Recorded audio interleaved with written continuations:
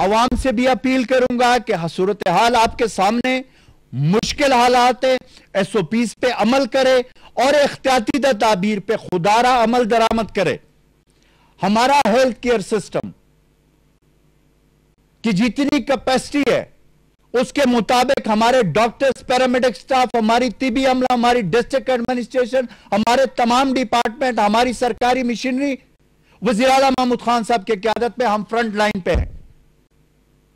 हमने पहले भी और अब भी यह वाज़ेह करना चाहता हूं कि अपनी जानों के तहफ़्फ़ुज़ से ज्यादा हमें अपनी आवाम की जान की तहफ़्फ़ुज़ अजीज है। हमने कभी यह परवाह नहीं किया कि कोरोना वायरस हमें हो जाए, लेकिन हमारी आवाम से, हमने अपनी आवाम को कोरोना वबा से बचाना है। इसलिए SOPs पे अमल करे।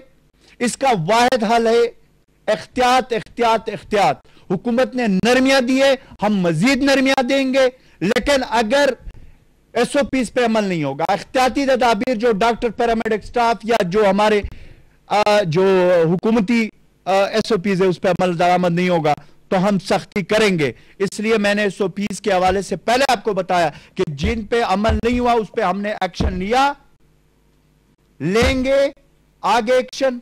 किसी सूरत में हम अब इस चीज पे कंप्रोमाइज नहीं कर सकते।